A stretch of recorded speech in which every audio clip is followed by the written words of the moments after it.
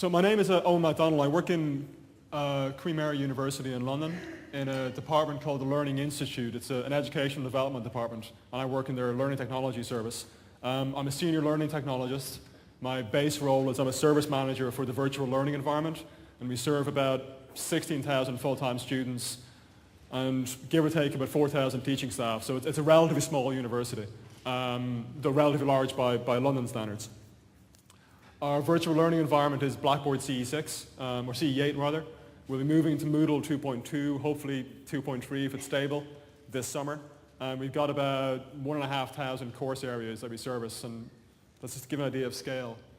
I hope the time for questions at the end. If I don't, that's absolutely fine.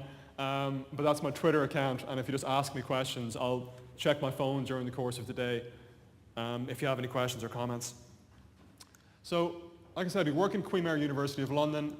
The system I'm talking about, to start off with at least, we use a software system called Echo 360, which, is anyone familiar with this in the room? Okay, we use a software system called Echo 360, which is sort of an industrialized podcasting system. And we brand it locally as a Q Review, which is just to give it a Queen Mary's title. So what I'm roughly going to talk about today, I'm going to give like a whistle-stop tour of a project that's been going for about 5 years. I'm going to speak very briefly about the system we use at QM, some of the good and bad of the projects, why some teachers don't want it, and why it's sort of caused an emerging key fear to come out from staff and students, who a lot of people are very afraid of this technology, and actually with very valid reasons. This led to quite a small-scale blended learning project I did with a guy called Dr. Brendan Curran in our biology department, and that conversation led to, I say, a nascent institutional approach. It's an embryonic institutional approach. It's very early days, so any comments would really be fantastic. But just to set some context for the conversation, this is kind of the conversations we're having at the moment. So we speak about challenges in higher education. This is in the UK, though I think these challenges are kind of universal. So we find we're dealing with rapidly increasing student numbers. We speak to lecturers who even 20 years ago considered 50 to be a large class, and now they're dealing with class sizes of 500, 600, and they're trying to teach in the same way, and it's not really working anymore. Where our teaching spaces are crammed beyond capacity. We have overflow rooms where we sort of broadcast through TV channels, which isn't a very good learning experience rather, or a very good teaching experience either. I think these massive numbers sort of cause problems in the way we teach. So we're beginning to move toward rote learning instead of critical thought. And we're teaching people with very high subject knowledge but very low academic skills, which is a real unbalance that employers are beginning to comment upon. And contact time between lecturers and learners becomes less interactive. It's more of this kind of thing with someone talking to a large room, which is great for a conference, but doesn't work 9 to 5, 5 days a week for a degree course anymore. And we tend to adopt real sort of one-size-fits-all approach with a reliance on digital resources to meet that scale. And these digital resources tend to be built by a central body, and they're not really tweaked to local curriculum, and that causes problems for our teachers. Also, just to be contentious and to place some context into it, there was a quote from Arthur C. Clarke, who I think he gave this in the 60s, and he was talking about sort of a future of sorts, where he imagined there would be these learning boxes in everyone's living room where they would have access to the world knowledge that would be broadcast through video and text rooms and so on, with no idea of what a computer would be. But he sort of had an idea about this. And he said that any teacher who can be replaced by a computer should be. So to give some context to how I work with this project, I entirely agree with this position. I entirely support it and agree with it. Though I'll expand that later on. And a quote from Larry Summers, who isn't a very nice guy, but he made this point a couple of weeks ago in the Sunday edition of the New York Times. He said that it's slightly absurd that in the English-speaking world, on 15,000 separate occasions each year, a lecture is given parroting the basics of capitalism. Surely watching a video of the expert on the topic will be a much better experience. This I don't entirely agree with, but it's the context of the conversation, and this hits a certain zeitgeist at the moment. So if you're familiar with organizations like the Khan Academy or MITx or Stanford released a course in artificial intelligence entirely free to anyone in the world over the last few months. So we're seeing this kind of way of teaching emerging on a global basis, and I think a university like mine, when we see something like this coming out, we really need to reimagine what we're about, because we can no longer say we're about materials, and we can no longer say we're about information transfer, because it's available free to anyone in the world. So we need to say we're about something else. And if all we have is a bit of paper at the end of your program, that's all we can say to students is we'll give you a bit of paper for 3 or 4 years of your life, then it's not a very good answer. We kind of need to up our game. So briefly, so what is lecture capture? It's the nuts and bolts. The system we use at Queen Mary, as I said, is called Echo 360. What it will do, in a room like this one, there'll be a hardware box installed into this podium. It will automatically record everything that's said in the room. It'll record video. It's typically a ceiling-mounted camera, but you can have a camera operator if you can afford one. And it'll record whatever goes through the projector. It automatically records these, processes the recordings, and then distributes hyperlinks to those recordings to your students or your trainees or whoever's involved in your course. It can be automated to record up to a year in advance. It can actually be more than that. It's just we operate on an academic calendar, so we only deal with things 12 months in advance. And it's a type of technology that's intended to meet massive student numbers. So you get something a bit like this. It's a streaming flash video. So you get the ceiling-mounted camera, you get a recording of the PowerPoint. What I should have done was expand this, where it says scenes. If the student clicks on that, they get thumbnails that they can navigate through very easily. And you've got some basic controls around here, some play buttons and volume buttons and so forth. It's very similar to Illuminate if you've used that before, though it's a bit more powerful in the lack of staff involvement. It'll also record a visualizer, if you're familiar with visualizers or document cameras. So this guy is in our business and management department. His name is Nicholas O'Shaughnessy. And he's resolutely refused to use PowerPoint over the last few years. He's sort of drawn a line against it, saying he hates its imposed linearity. What he wants to be able to do is respond to the student needs. So he walks around campus with a shoebox full of newspaper clippings and photographs and photocopies, and he makes up the lecture spontaneously every time, depending on what questions the student asks. And this system, it's allowed him to keep doing that because under the assumed pressure of having to provide digital content in the form of PowerPoint slides, now he's able to say, I won't give PowerPoint slides. What I do give is streaming video online, MP4 and MP3 files you can download automatically. So it's allowed him to keep teaching the way he teaches, which has been really beneficial to him. It can also record a smartboard, so you can see Professor Margaret Bird doing a lecture on anatomy, and she's highlighting parts of the muscle. The one after this, she does one on the face, and she makes this kind of motion like this, which is very disconcerting on video, about opening it up. And it automatically creates mobile media files. So this is an MP4 file on my phone, and it can create MP3 files for audio and so forth. And distribution for this is entirely automated. It'll wrap it up in RSS feeds and send those out to iTunes U or iGoogle if anyone still uses iGoogle. Or it'll send links directly into your virtual learning environment. As said, we use Blackboard CE8, though we hope to move to Moodle this summer. That was a pretty cramped version of the tech. Is that okay with that? Okay. So the project at Queen Mary's, we're still a relatively small scale. We've got about 20 lecture theatres fitted out. We get about 3,000 views a week, which we consider to be very small scale, and about 40 recordings a week. This summer, we're being integrated into a larger IT program. We have a £25 million sort of transformation in IT thing across the university.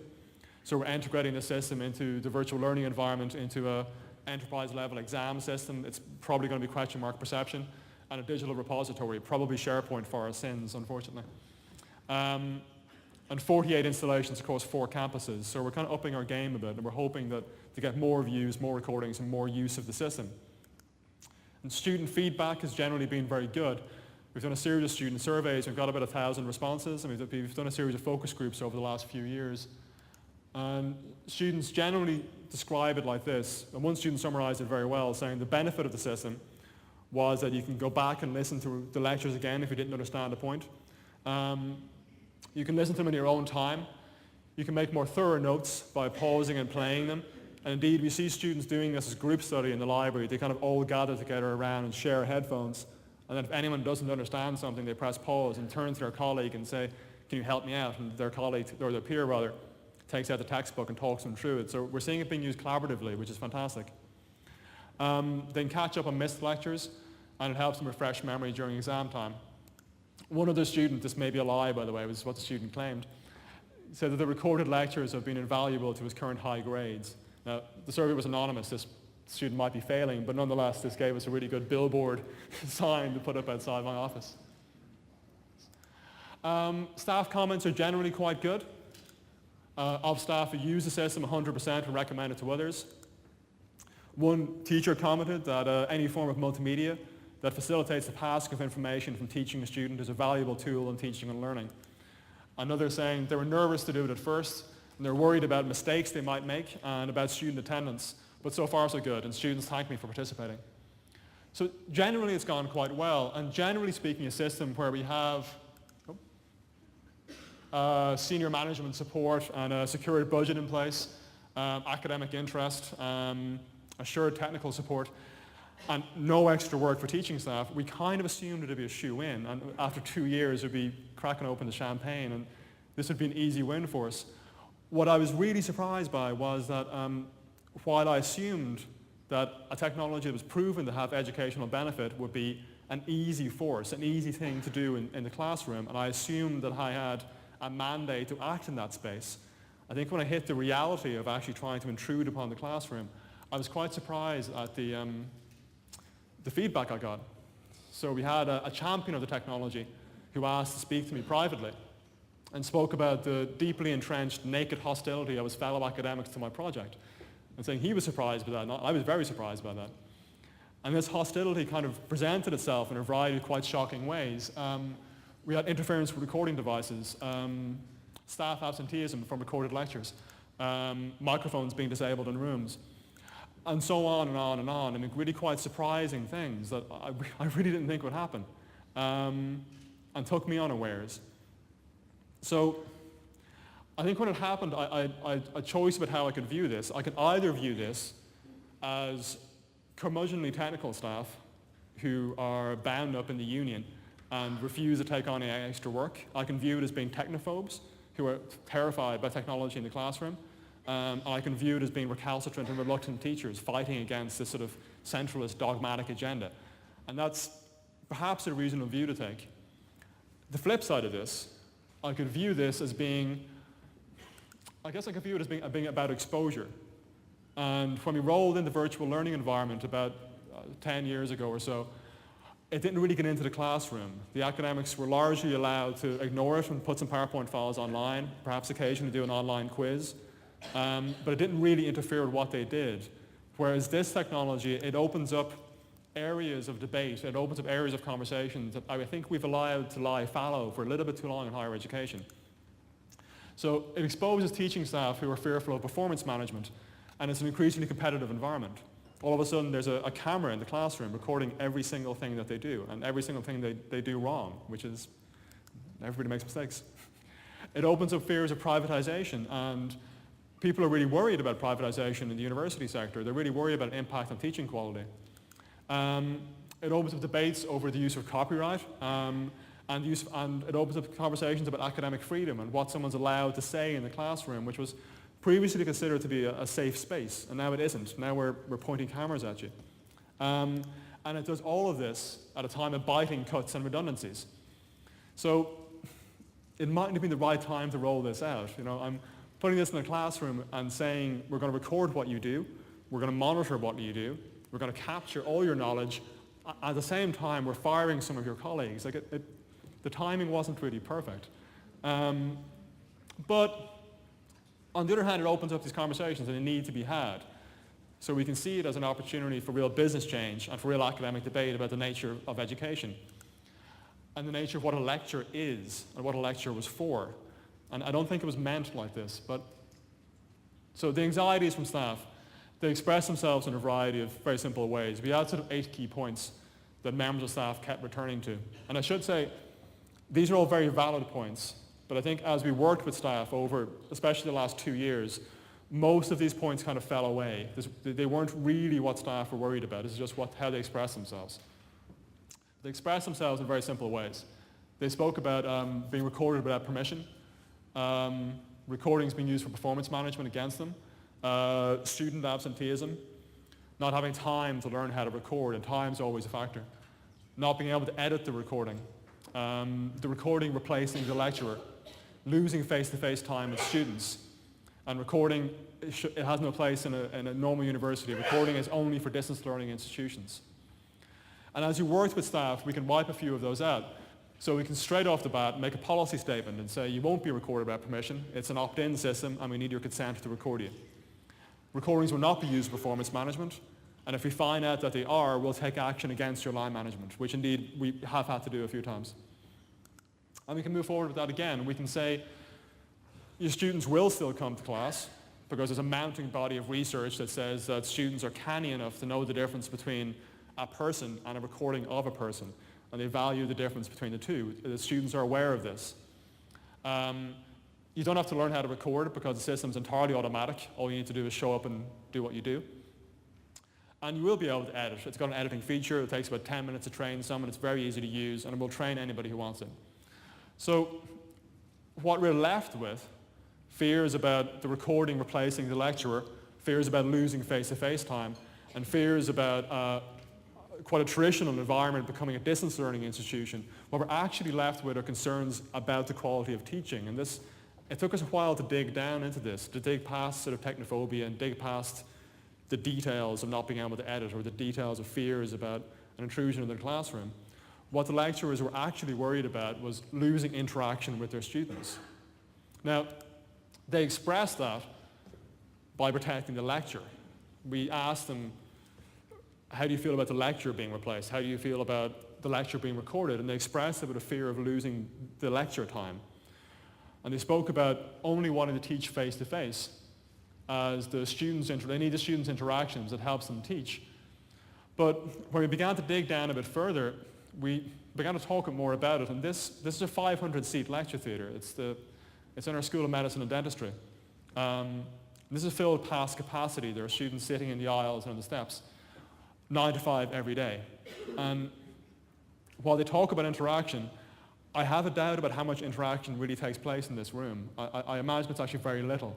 I know there are ways of subverting a lecture. There are ways of bringing in the methodology of small group teaching and seminars into a lecture. But really you're trying to subvert the form. The lecture at this scale doesn't really lend itself to interaction. And I wonder, in medieval times when they invented the word lecture and they spoke about the lecture as being simply reading notes out to someone, I really wonder if they had things like YouTube, if they had things like iTunes U, if they would ever have thought this up as being a good way of doing things. I really doubt they would have. I think we have better technology now. They can handle this better. But this is what staff say, and indeed students back them up. I'm going to skim through some of this, sorry, I'm a little bit worried about time. Students spoke about how motivating it was to see an actual expert speak in real life rather than just watching videos. And they spoke, in a very good way, they spoke about how recording should be like a CD. So you go to a concert and it's better live, it's a more engaging experience, but you buy the CD and you play it afterwards to refresh memories. And they spoke about the online videos in a very similar way, as a supplement rather than a replacement to education. In a very cynical view perhaps, one student, and this is backed up by his peers in a focus group, commented upon how the viewpoint of a lecturer is essentially what a student pays £9,000 a year for. So they didn't want it taken away, and that's reasonable. One student speaking about not just recording the year's lectures, putting them up online, says, isn't the bloody Open University? Another student, and we acted upon this one, in one case where the lecturer had actually stopped lecturing and had replaced it entirely with online video, the student commented that they found it very useful and it helped them check what they've done right or wrong, but they wanted an actual class where they could ask actual questions. So to come back to what we were saying earlier on about Arthur C. Clarke, instead of saying that any teacher should be replaced by, who can be replaced by a computer should be, let's say instead that we need to let teachers do what only they can do by letting computers do all that they can do. So let's say that online videos for information transfer is very useful, but let's put in actual class time for knowledge building. Or instead of saying, according to Larry Summers, watching a video of the expert on topic would surely be better, that's not what our students say. Our students want to see our lecturers. They don't want the most famous expert in the world on capitalism from Harvard speaking to them. They actually want someone at Queen Mary. So let's say we talk about the motivation of seeing an actual expert talk about these things as well as the videos, and the students talk about having been paid $9K a year as access to actual lecture at Queen Mary's. So we find ourselves needing to build something that can meet massive numbers, maintain teaching quality and interaction at scale, and also keep the ethos and flavour of our institution intact, which is a difficult thing to do. And I imagine something you're struggling with when you spoke about having to tweak materials for the particular curriculum, that if you roll out sort of a one-size-fits-all approach, nobody wants it, and it's very difficult to get that right. So, I seem to have lost my animations.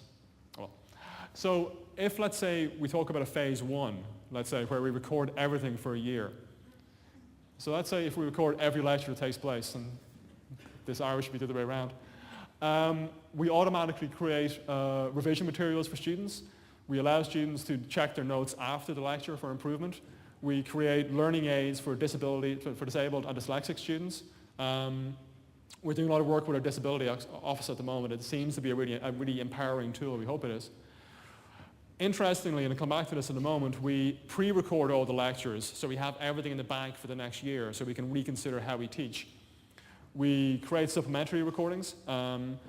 If a lecturer realizes they made a mistake, they can open their laptop and, let's say, broadcast a quick 5 minutes. Or if they realize the whole class is struggling on a particular topic, they can open their laptop and throw out a 5-minute video. We can edit sections as reusable learning objects and place them in a digital repository. This is especially useful in the sciences. So if during a lecture on, let's say, biology, there's a perfect 10-minute description of how cells create energy, we can chunk that out, tag it accordingly, and put it into a repository. And over the years, you build up a massive library of small, very useful resources. On a cynical point of view, we also create marketing materials. And on a less cynical point of view, we make open educational resources which we can open to the world. Ideally, we'd like to open the repository right up and just let anyone in the world have access to it. So that's phase one. But phase one is really about stuff. Now, it's quite useful stuff. It's stuff that I would have liked to have had at university, but it's just stuff. It isn't really teaching. It's just videos and things. So if we talk about these enterprise-level systems, we talk about these massive, complex beasts. And we keep talking about stuff, at least we do. I hope not everyone is. We keep talking about making videos and putting them online and putting PowerPoint online and making quizzes. And we seem to very infrequently talk about actually teaching or learning inside these systems. We keep just talking about things. So if we try to imagine a post-stuff world.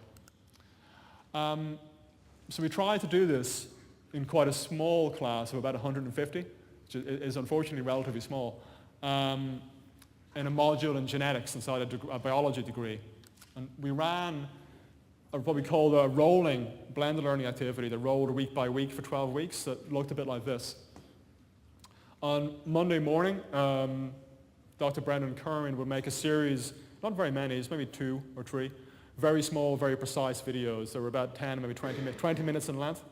And he'd release them to his students on a Tuesday morning. And these videos were designed to be quite contentious. He chose areas of science where the facts weren't set in stone. So he put out contradictory views, and one video would also often give information that would contradict the video before it. And genetics apparently is an area, I know nothing about science, but genetics is apparently an area where a lot of it is up for grabs. So the video was released to students on a Monday morning alongside a multiple choice question, a series of multiple choice questions. The students could take the quiz as often as they liked, but they had to score 85% or higher, which is reasonably high, but they can do it as often as they like, to gain access to 2 discussion fora. The first of those forums was a group forum where they were in a group of about 10 students. And in this group, they had a few days to discuss amongst themselves the one question as a group they couldn't answer. They couldn't find the answer in a textbook or in the video or online. So the one thing they couldn't answer. And by Friday morning, they needed to put that question into the main discussion forum. On Friday afternoon at about noon, the whole activity automatically became invisible, so students can no longer access it. So the lecture on a Friday afternoon very quickly got these questions together, and the Monday morning lecture, which is a face-to-face seminar, much like this one, simply consisted of about maybe 12 slides with a black text and a white background of the students' questions. And it was about what they couldn't do for themselves. So they had to do research, they had to go to the library, they had to work among themselves, and the only thing the lecturer would speak to them about, is what they couldn't find out for themselves. And they reacted very, very well. Oddly, they read their textbooks more for this module than they did for the other ones. They collaborated more. One student who spoke out against the system, this was quite unpleasant actually, he was in a focus group, one student said he didn't like it, and the rest of his class turned on him in quite an aggressive manner, and argued that this wasn't about rote learning, this wasn't as easy as other modules, it wasn't supposed to be easy. Actually, the idea was that they were supposed to think for themselves. And they felt it should be used in other modules where facts were not immutable. That's a double negative, sorry, where facts were immutable. So they felt information transfer for things like introduction to biology or anatomy, they're perfectly happy to study that online in video, just look at the facts. But for areas where there was controversy or contention, they wanted to be able to go through a module like this. It was based around questions and answers and interrogating information. The lecturer, who's been lecturing for, I guess, 27 years, said it was, the first one was the single most exciting lecture he's ever had, and he had deeper questions than he's ever had before. He actually changed his mind about this on the fourth week. He had more fundamental and basic questions than he's ever had before, which he felt was a great thing, because he thought up to this point he probably wasn't covering that very well. So this revealed those basic questions. So it went pretty well, and we began talking about how can we scale this up. We did this about 2 years ago. How can we scale it up, and how can we roll it out across more modules, and what else can we do with this? So Owen, how many for time? Right. So we began to talk about something like this, and this is where I get into sort of, when I mentioned a nascent embryonic idea, this is kind of what I'm talking about. We've tried bits of this. We haven't quite managed to get our fingers into an entire curriculum yet. So we began to talk about something like this for optional modules of study. Now, we're a bit worried about sending quite young students, they're 18, 19 years old. We're concerned about sending them off through an entirely blended learning activity because we feel they don't necessarily have the implicit discipline that a mature student might have, and we worry they'll get lost along the way through chat rooms and discussion forums. They don't really know where they're going. So we talk about dropping in what we're describing as being landmark or waypoint lectures. Now, they aren't information heavy. These are expert speakers who are passionate about their subject, speaking for, let's say, an hour or so to a class of up to 600 or 700. But they're about motivation and they're about inspiration. They're about sort of keeping students passionate and going through their subject. And then in between these lectures, we have this rolling blended learning activity, which is this one here, sort of rolling week in, week out, to try and keep students engaged with the topic and questioning and talking about each other. So that's kind of how we envisage the optional modules going. So if you're doing a biology degree, this might be ecology, or it might be transmission genetics or human biology. It's very intense, very specialist subject areas. For the core subject, or the core discipline, we're kind of envisaging a spine of sorts running through the 3 to 4 years of the degree. We're calling core skills and knowledge. Something we're getting back from employers a lot is we're producing very knowledgeable, very specifically knowledgeable graduates. We're not producing people who actually have basic research skills, people who can learn. We're producing people who know too much about very, very specific, very narrow areas. So we're trying to get away from that. So we're trying to go back to the idea of a core skills framework that's taught to very traditional small group teaching, small group seminars, small group Q&A sessions. And in there is academic skills, it's research skills, group work, leadership, presentation. Very basic skills we want all of our graduates to have. And also core discipline knowledge, the fundamentals of biology. So if they know that, they can apply it to any specific area. When they go into the workplace, they can learn rapidly because they have all the basics. What we'd hope to do to wrap around that is online discussion forum, staffed by teaching assistants who are less knowledgeable, but frankly much cheaper than lecturers. So we can hopefully get a small army of those to run online discussion forums and chat rooms. They'll deal with sort of the first tranche of questions. They'll triage almost like a GP of sorts, the easy questions, and then filter the more complex questions out through to highly paid, extremely expensive senior lecturers who will be able to contribute. And then we wrap those optional modules around that. So a student going through a core biology degree will sort of spin off into doing, let's say, genetics, and then bring that very specific knowledge back into the core degree. So this is kind of how we're envisaging it. I mean, we've got some of this work done already, but we're hoping to move forward with it. So the way we see this, if you think of the earlier thing about how the lecture at the center of the university activity, we talk about the student being at the center instead, which I know is very passé. We talk about student-centered learning for the last few years, but if you'll indulge me. If we place a student at the center of this, and we say that after phase one, we have pre-recorded lectures from all subject areas. So a student who comes to Queen Mary can audit any discipline. So a student studying modern languages can sit in on a biology degree, or a student studying medicine can sit in on a business management program or an MBA. And it's all available to anyone at the university. So we try to get back to the idea of the academy in the classic sense of the word. So you enter this university, you have access to a broad range of knowledge. Really, you can access anything you want. They also have access to micro-learning videos from edited reusable learning objects. And these are probably likely more discipline specific. So a student in biology might want to dip into some micro-learning videos from, let's say, medicine and so on, where there's overlap. Landmark lectures for each module of study to keep them passionate and keep them on target. Formative assessments online to self-test progress. Large-scale discussion forums staffed by, as I said, cheaper teachers. And what we'd hope to do from these 5 things, all of which are using large-scale IT systems, is produce a great amount of data about how the student is doing. We'll know when they've logged in, we know how they're doing in formative tests, and we'll be able to track that to what we hope to do is produce sort of a map of what an average student looks like when they go through our systems. And the reason for that is we can hopefully generate learning analytics. So if a student begins to drop off that map, begins to drop off what we see as being an ideal student, we can catch them very early on. We can send out a personal tutor to get in touch and see if they're okay. A student who isn't engaging in these systems may be about to fail our course, and we can keep them on target and keep people supported and happy, hopefully. And then, as I said, small group tutorials led by experts, which is, I guess, the Oxbridge model. It's a very expensive model. We can dip into it here and there, but it's what our students say they want. They actually just want to speak to people. So we're trying to bring that back into the core curriculum. I raced through that a little bit, didn't I? Oh, great. Can I ask a couple? Great. So the first bit, as I said, is kind of nuts and bolts of what we've been doing. Up to that blended learning model, that's something we've actually accomplished.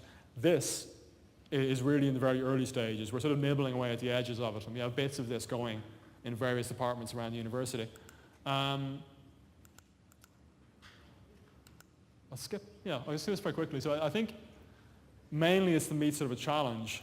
And I think we need to face a reality of increasing student numbers to match the dwindling finances, and the fact that anyone with an internet connection has access to a range of very high quality materials, and we need to offer them something better than a bit of paper at the end. And a solution to this, I think it's difficult, but I think what we have to do is overcome the idea that questioning teaching methodologies is viewed as a centralist dogma. And we have to be able to say that teaching methodologies are in fact not vital and sacrosanct. They're actually open for grabs, and we need to be able to attack them and change them, and we need to accept that.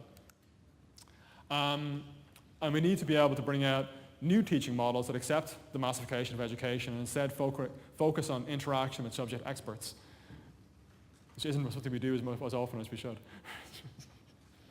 So, I guess, and to be honest here, the last bit where I was talking about a new model, that almost was my conclusion, or in a way that almost was my what next, because it's still in such early stages. And there's some overlap there in what they're doing in the University of Melbourne and University of New South Wales, especially in Toronto and Vancouver. But we're still very early. It's still very early days for us. So I think I have time for maybe 1 or 2 questions, maybe. Though as I said, I'm very happy to get questions or just slate the whole idea out of my email address or on Twitter. But if anyone has any questions I'd like to ask or any comments, I'd be very happy to hear.